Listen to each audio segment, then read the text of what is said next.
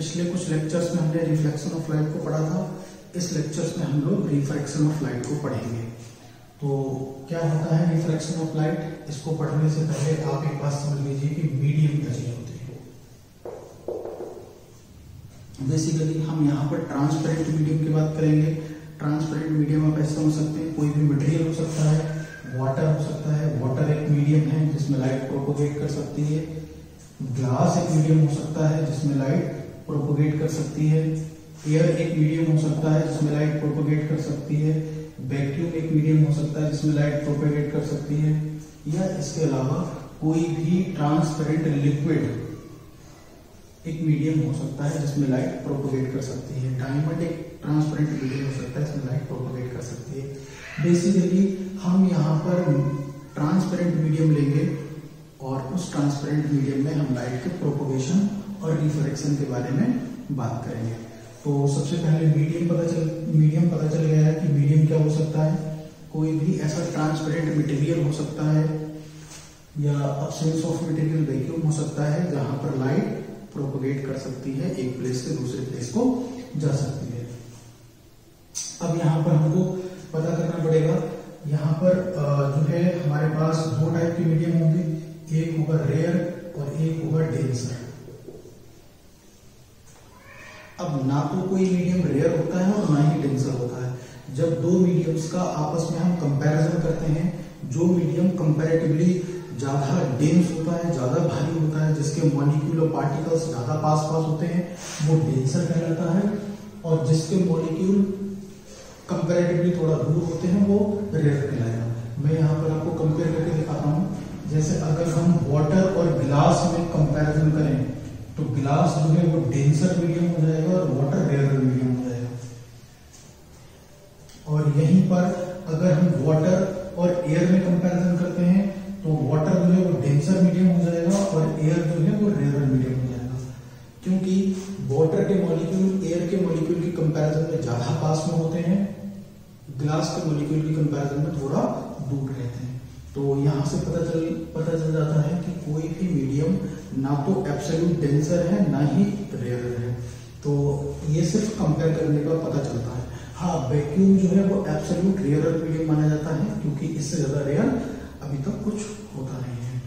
ठीक है, तो मीडियम के बारे में पता चल गया है। इसके आगे हम पढ़ते हैं रिफ्लेक्शन ऑफ लाइट। तो रिफ्लेक्शन ऑफ लाइट क्या होता है, हमने रिफ्लेक्शन ऑफ लाइट पढ़ा। रिफ्लेक्शन ऑफ लाइट में क्या होता है कि लाइट एक किसी पॉलिश्ड या स्मूथ सरफेस से टकराकर वापस लौटती है। लेकिन रिफ्रैक्शन ऑफ लाइट में क्या होता है कि लाइट किसी ट्रांसपेरेंट मीडियम से चलकर दूसरे ट्रांसपेरेंट मीडियम में जाती है और जाने पर उसकी डायरेक्शन चेंज हो जाती है, वेलोसिटी चेंज हो जाती है, वेवलेंथ चेंज हो जाती है, इंटेंसिटी चेंज हो जाती है, लगभग सारी चीजें चेंज होती हैं एक्सेप्ट फ्रीक्वेंसी। तो इस चीज को हम रिफ्रैक्शन ऑफ लाइट कहते हैं। डेफिनेशन कैसे बनाएंगे, हम डेफिनेशन बनाएंगे when light ray travels from one medium to another medium, then its parameters like speed, wavelength, intensity, amplitude, etc. change, this event is known as refraction of light. Refraction of light. अब हमने देख लिया कि जब कोई light रे एक medium से दूसरे मीडियम में, यहाँ पर मीडियम की हम ट्रांसपेरेंट मीडियम की बात कर रहे हैं। आप नोट्स बनाते समय यहाँ पर मीडियम के ब्रैकेट में ट्रांसपेरेंट भी लिख सकते हैं। जब लाइट रे एक ट्रांसपेरेंट मीडियम से दूसरे ट्रांसपेरेंट मीडियम में जाती है तब उसकी जो इंटेंसिटी होती है, स्पीड होती है, वेवलेंथ होता है, एम्पलीट्यूड होता है, सारी की सारी चीजें चेंज हो जाती हैं। बस एक चीज चेंज नहीं होती है, जो है फ्रीक्वेंसी ऑफ लाइट। तो हम यहाँ पर लिखेंगे in the event of refraction frequency of light remains unchanged। बस फ्रीक्वेंसी ऑफ लाइट अनचेंज रहती है, इसके अलावा जितने भी पैरामीटर्स होते हैं सब चेंज हो जाते हैं जब भी लाइट रे किसी एक ट्रांसपेरेंट मीडियम से दूसरे ट्रांसपेरेंट मीडियम में जाती है। अब जब दो ट्रांसपेरेंट मीडियम की बात होगी तब एक ट्रांसपेरेंट मीडियम जो है वो रेयर होगा, दूसरा ट्रांसपेरेंट मीडियम जो है वो डेंसर होगा। तब हम यहां पर देख लेते हैं, ऊपर वाला ट्रांसपेरेंट मीडियम मान लेते हैं रेयर है, इसको हटा देते हैं। नीचे वाला ट्रांसपेरेंट मान लीजिए कि डेंसर है, और लाइट रे जो है वो रेयर से डेंसर मीडियम में आती है। जब लाइट रे रेयर से डेंसर मीडियम में आती है, जहां पर लाइट रे टकराती है आने वाली रे को हमें पता है इंसिडेंट रे कहते हैं।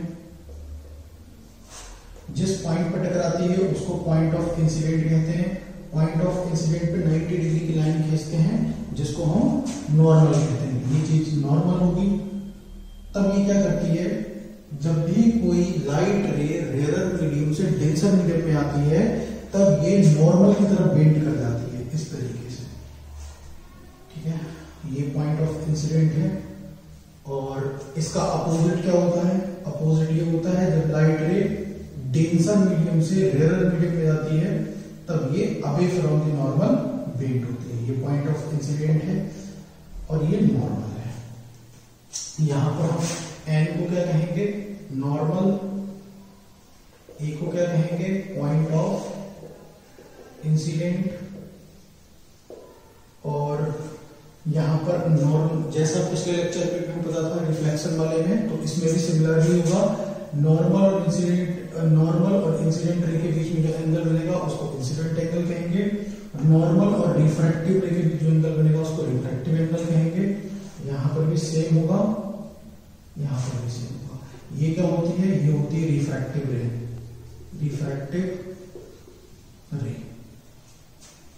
ठीक है, तो यहां से क्या पता चला कि जब लाइट रे रेयर मीडियम से डेंसर मीडियम आती है तब ये बेंड हो जाती है टुवर्ड्स द नॉर्मल, और जब डेंसर मीडियम से रेयर मीडियम आती है तब ये बेंड होती है away from normal. Incident ray और नॉर्मल के बीच में जो एंगल बनता है उसको इंसिडेंट एंगल आई कहते हैं। रिफ्रैक्टिव रे और नॉर्मल के बीच जो एंगल बनता है उसको रिफ्रैक्टिव एंगल आर कहते हैं। यहां पे कुछ चीजें हमको पता होना चाहिए, मैं यहां पर लिख देता हूं साइड में।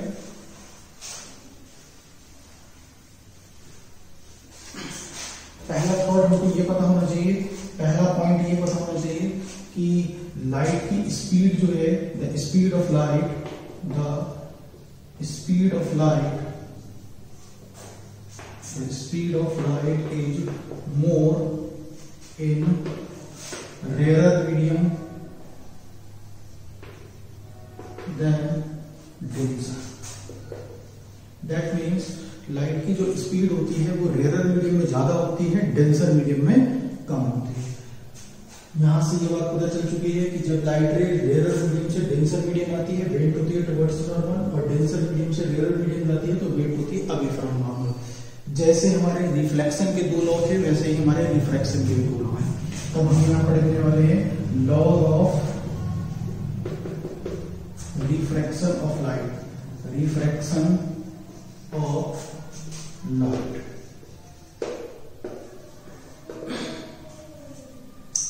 रिफ्रैक्शन ऑफ लाइट के दो लॉ होते हैं। पहला लॉ ये कहता है कि द इंसिडेंट रे रिफ्रैक्टिव रे, देखिए उसमें रिफ्लेक्टिव था, इधर रिफ्रैक्टिव है। रिफ्रैक्टिव रे and normal on the point of incident must lie in same plane।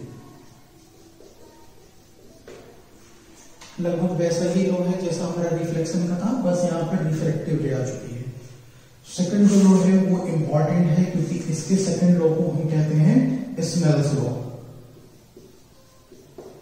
Snell's law, Snell's law क्या कहता है कि for any two medium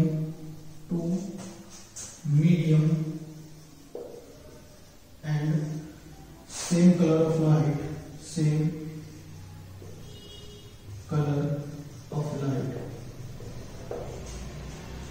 the ratio of sin I to the sin R is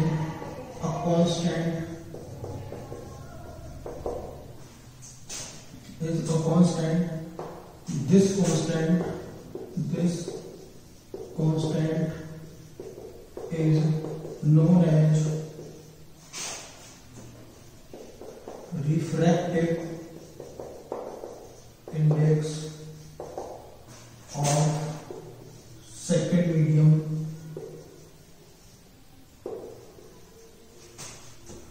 with respect to first। ये कहता है हमारा Snell's law. एक बार फिर से देख लीजिए, स्नेल्स लॉ क्या कहता है, for any to mediums and same colour of light, किन्हीं दो मीडियम्स के लिए और सेम कलर ऑफ लाइट। यहां पर सेम कलर ऑफ लाइट का मीनिंग है कि लाइट की वेवलेंथ सेम ही रहना चाहिए, लाइट की वेवलेंथ ना बदले। Same colour of light, the ratio of sine I to the sine R is a constant, this constant is known as refractive index of second medium related to first या with respect to first. इसका जो लिखने का method होगा वो होगा sine I upon sine R. यहां पर हमारा जो n है 1 and 2 वो है रिफ्रैक्टिव इंडेक्स। अब रिफ्रैक्टिव इंडेक्स को कुछ बुक्स वाले जो हैं वो म्यू से भी लिखते हैं और कुछ बुक्स वाले जो हैं वो n से भी लिखते हैं, तो हम लोग यहाँ n का यूज करेंगे। यहां पर क्या होता है, इसको refractive index of second medium with respect to first कहते हैं। फर्स्ट मीडियम से लाइट चलती है और सेकंड मीडियम में लाइट पहुंचती है। तब यहां तक ये हो जाता है। इसके बाद हम कुछ नोट्स पढ़ लेते हैं। हम सबको पता है आई का मतलब इंसिडेंट एंगल है, आर का मतलब रिफ्रैक्टिव एंगल है। पहली बात ये है कि रिफ्रैक्टिव इंडेक्स जो है, refractive index is a tensor quantity,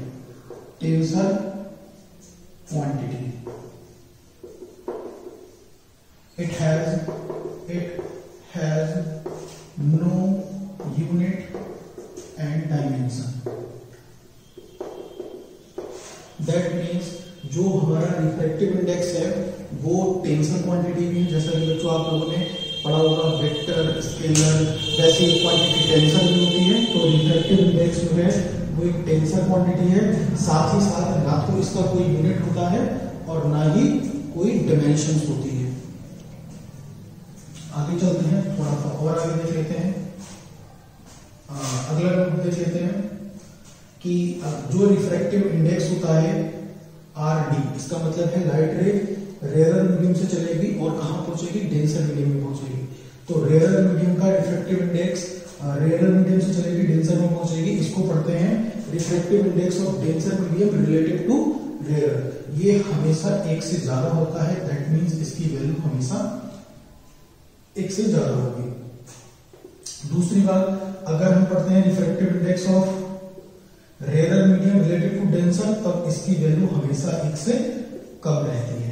यानी कि जब लाइट रे रेयर मीडियम से डेंसर मीडियम में जाएगी तब रिफ्रैक्टिव इंडेक्स की वैल्यू जो है वो 1 से ज्यादा होगी, और जब लाइट रे डेंसर मीडियम से रेयर मीडियम में आएगी तब उसके रिफ्रैक्टिव इंडेक्स की वैल्यू क्या होगी, 1 से कम होगी। आगे न्यूमेरिकल प्रॉब्लम्स में हम इसको अप्लाई भी करके दिखाएंगे आपको किस तरीके से इसको अप्लाई किया जाता है।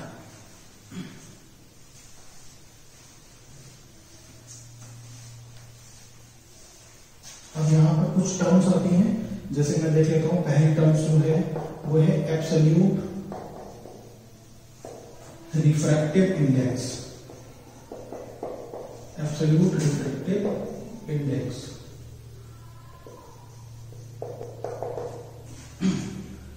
जब भी कोई रिफ्रैक्टिव इंडेक्स एयर या वैक्यूम के रिस्पेक्ट में बोला जाता है तब हम उसको एब्सोल्यूट रिफ्रैक्टिव इंडेक्स कहते हैं। तो हम यहां पर इसकी जो डेफिनेशन बनेगी वो कैसे बनेगी? The refractive index of any medium relative to air or vacuum is called absolute refractive index.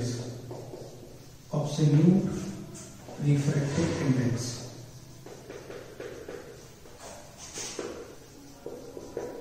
Absolute refractive index. Example के लिए देखते हैं। That means किसी भी मीडियम का रिफ्रैक्टिव इंडेक्स एयर या वैक्यूम के रिस्पेक्ट में जब भी लिखा जाता है तब हम उसको एब्सोल्यूट रिफ्रैक्टिव इंडेक्स कहते हैं। जैसे मैं आपको एग्जांपल के लिए बता देता हूं कि ए एंड जी, अगर हम इसको बेसिकली पढ़ें तब ऐसे पढ़ेंगे refractive index of glass related to air, लेकिन हम इसको दूसरे तरीके से भी पढ़ सकते हैं, absolute refractive index of glass. और इसको लिखने का एक और भी तरीका होता है, वो होता है जी एन जी। अगर पहले वाला मीडियम अब्सेंट है, पहले वाला मीडियम नहीं दिखाया गया है, तो इसका मीनिंग होता है कि पहले वाला मीडियम एयर या वैक्यूम माना गया है। यानी कि इसको हम ऐसे ही पढ़ सकते हैं, absolute refractive index of glass. और इसकी जो वैल्यू होती है वो होती है 3/2। याद रखना है आपको। वैसे कुछ ग्लास के लिए वैल्यू चेंज होती है, लेकिन जनरल वैल्यू 3/2 ही लेते हैं। अगर नहीं दे रखी और दे रखी है तो फिर उस वैल्यू को यूज करते हैं। दूसरा, इसको हम क्या पढ़ेंगे? Refractive index of water related to air. But इसको हम, पहला मीडियम एयर है तो हम इसको ऐसे भी लिख सकते हैं और पढ़ सकते हैं absolute refractive index of water. इसकी वैल्यू जो है वो होती है 4/3। क्या हम इसको पढ़ सकते हैं absolute refractive index of water? क्या इसको हम ऐसे लिख सकते हैं? तो आंसर है नहीं, इसको नहीं लिख सकते। लाइट रे पहले मीडियम से चलती है, दूसरे में पहुंचती है। एब्सोल्यूट लिखने के लिए पहले मीडियम का एयर या वैक्यूम होना जरूरी है, दूसरा मीडियम होना जरूरी नहीं है। तब इसको इस तरीके से नहीं लिख सकते हैं। ठीक है, तो ये हमारा एब्सोल्यूट रिफ्रैक्टिव इंडेक्स हो जाता है।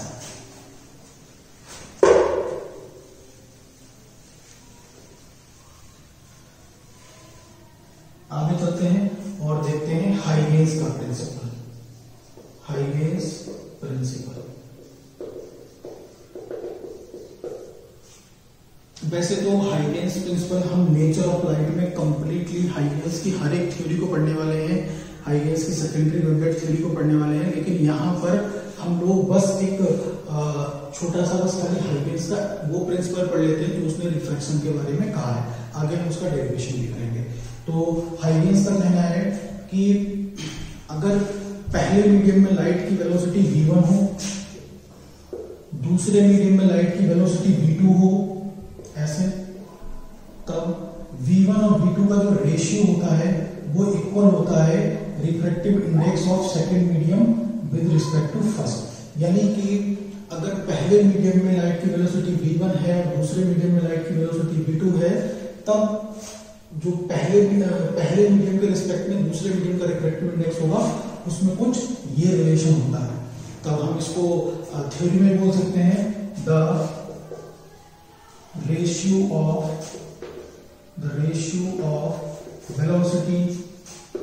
Velocity of light in medium 1 to in medium 2 is equal to the refractive index of medium 2 relative to medium 1। फॉर्मूले को यही लिख सकते हैं V1/V2। और ये फॉर्मूला ये बताता है कि जो डेंसर मीडियम होता है उसमें लाइट की स्पीड कम होती है, और जो रेयर मीडियम होता है उसमें लाइट की speed in compare to rare medium, rare medium में स्पीड ज्यादा होती है और डेंसर मीडियम में स्पीड कम होती है। इसको ऊपर मैं लास्ट में आपको कुछ क्वेश्चंस भी दे दूंगा, जब ये रिफ्रैक्शन खत्म होता होगा तो कुछ न्यूमेरिकल भी कर लेंगे जिससे क्लियर हो जाएगा। आप लोग इसको नोट कर लीजिए, इसको बना देते हैं।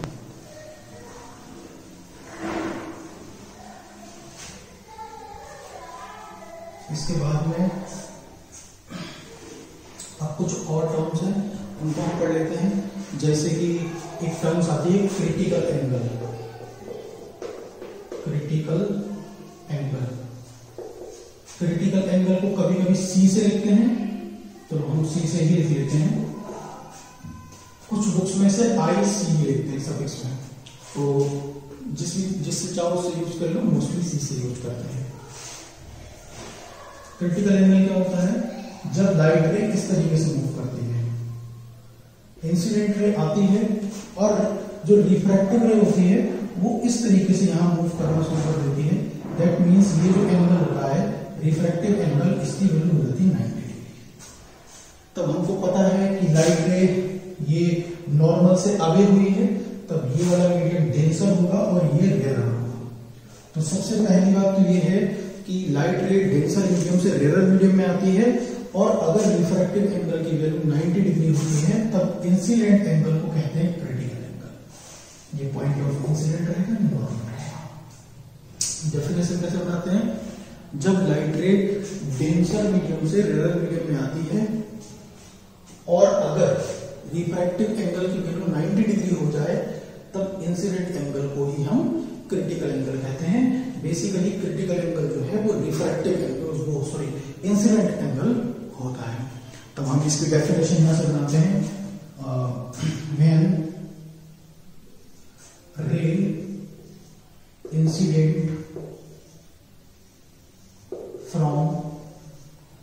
from denser medium to rarer medium, if the value of refractive angle become 90 degree, then incident angle is known as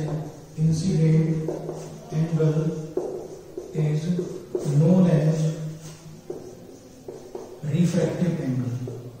Incident angle is known as critical angle.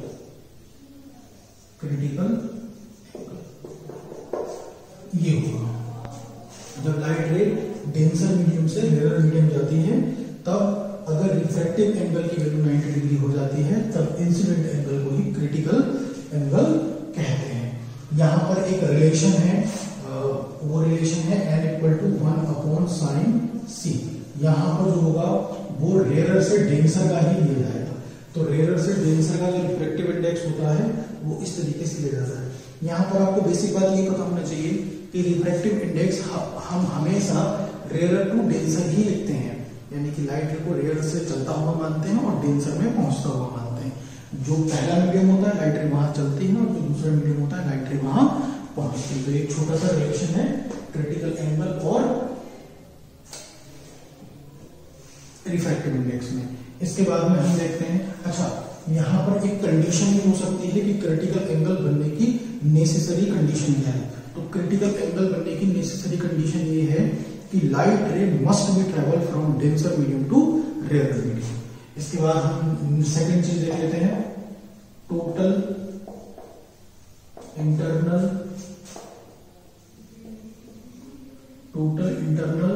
Reflection of light, इसको हम बोलते हैं TIR। TIR में होता क्या है बच्चों, एक टर्म को और समझना है। ये जो टर्म है क्रिटिकल, इसका एक मीनिंग होता है। क्रिटिकल वर्ड तब यूज होता है जब भी कोई चीज जिस पॉइंट के बाद में चेंज होना शुरू हो जाए।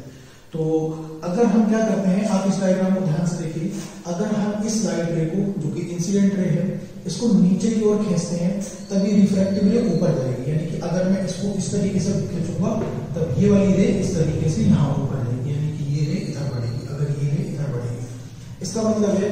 और बच्चों ये क्रिटिकल एंगल है और ये क्या हो जाएगा, इंसिडेंट एंगल हो जाएगा। जब भी इंसिडेंट एंगल की वैल्यू क्रिटिकल एंगल से ज्यादा होगी, इसका मतलब है जब भी इंसिडेंट एंगल की वैल्यू क्रिटिकल एंगल से ज्यादा होगी तब जो लाइट रे है वो वापस डेंसर मीडियम में ही लौटना शुरू कर देगी। That means light ray rare medium में आएगी ही नहीं। इसी घटना को, इसी इवेंट को हम कहते हैं टोटल इंटरनल रिफ्लेक्शन और TIR।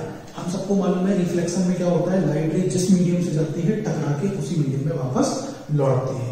यहां पर भी लाइट रे जिस मीडियम से जा रही है वापस भी उसी मीडियम में आएगी, लेकिन शर्त क्या है कि इंसिडेंट एंगल की वैल्यू क्रिटिकल एंगल से ज्यादा होना चाहिए, और ये शर्त तो रहेगी कि डेंसर मीडियम से रेयर मीडियम में आना चाहिए। तो यहां पर हम डायग्राम देख लेते हैं।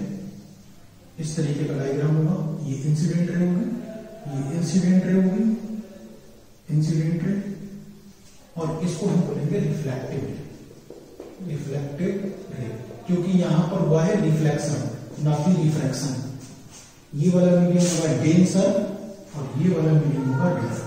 तब डेफिनेशन कैसे बनेगी, when light ray travel from denser medium to rare medium if the value of incident angle become more than critical angle, यानी कि इंसिडेंट एंगल की वैल्यू क्रिटिकल एंगल से ज्यादा हो जाती है, तब लाइट रे वापस डेंसर मीडियम में लौट जाती है। इसी को हम total internal reflection of light कहते हैं। तो डेफिनेशन बनाते हैं, when light ray travel from denser medium to rare medium if the value of incident angle become more than critical angle then light ray back to the denser medium. This event is known as total internal reflection of light. तो total internal reflection के लिए conditions भी होती हैं, और conditions पे recent में कई सारे एग्जामिनेशन आए हैं। अभी नीट के पेपर में एक क्वेश्चन था कंडीशंस को ही बेस करके। पहली कंडीशन तो वही होगी कि light ray must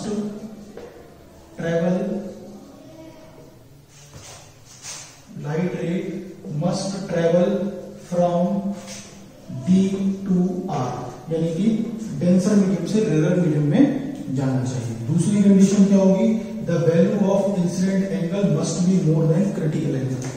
incident angle की वैल्यू क्रिटिकल एंगल से ज्यादा होना चाहिए। अगर इंसिडेंट एंगल की वैल्यू क्रिटिकल एंगल से कम हुई तब ये वापस उसी मीडियम में नहीं आएगी।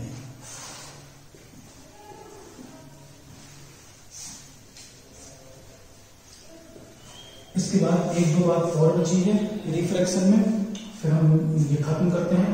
एक बात बची है reversibility of light. Reversibility of light में क्या होता है कि 1 and 2 इक्वल टू होता है 2 and 1। दैट मीन्स पहले मीडियम के रिस्पेक्ट में दूसरे मीडियम का जो रिफ्रैक्टिव इंडेक्स होता है वो रेसिप्रोकल होता है दूसरे मीडियम के रिस्पेक्ट में पहले मीडियम के रिफ्रैक्टिव इंडेक्स। एग्जांपल के लिए समझिए, A and G की वैल्यू हम लोगों ने 3/2 लिखी थी, तब G and A की वैल्यू जो है वो 2/3 हो जाएगी। ये मीडियम होता है इसका रिवर्सिबिलिटी ऑफ लाइट। एक ये बात है। दूसरी बात ये समझ लीजिए कि A/2 इक्वल टू लिख सकते हैं N2/N1। इसका मतलब है, अच्छा यहाँ पहला वाला लेटर गायब है, तो पहला वाला लेटर जब भी नहीं होता है हमको मालूम है उस केस में क्या होता है, एब्सोल्यूट रिफ्रैक्टिव इंडेक्स हो जाता है, यानी कि यहाँ वाला A मान दिया जाता है या वैक्यूम मान दिया जाता है। एग्जाम्पल इसका समझिए, इसका जो एग्जाम्पल होगा वो क्या होगा, मान लेते हैं कि हमको A and G पता है 3/2 होता है, A and W पता है कि ये 4/3 होता है, और हमसे अगर कोई पूछता है कि GW बताइए तो ये 2 हो जाएगा और ये फर्स्ट हो जाएगा। तो हम इसको लिख सकते हैं W/G। इस वाले मेथड से पहला वाला लेटर नहीं लिखा तो एयर हो ही जाएगा, तब ये 4/3 होगा और ये 3/2 होगा। मल्टीप्लाई करते हैं तो 8/9 आ जाएगा इसकी वैल्यू। और अगर कोई हमसे ये पूछ ले कि ये कितना होगा, तब ये 9/8 होगा। यहां से इस वाली आइडेंटिटी को लगा देंगे तब ये इस तरीके से हो जाएगा। ये है हमारा रिफ्रैक्शन में रिवर्सिबिलिटी की बात। इस लेक्चर को मैं यहीं पे स्टॉप करता हूँ, नेक्स्ट लेक्चर में मिलते हैं। इसमें अगर आपको कोई डाउट होता है तब आप मुझको कमेंट करके पूछ सकते हैं, व्हाट्सएप पे मैसेज करके पूछ सकते हैं। और इसके बाद में जो नेक्स्ट लेक्चर लेकर आऊंगा उसमें रिफ्रैक्शन फॉर्मूला और बाकी की आगे की चीजों की डिस्कशन होगी। Thank you.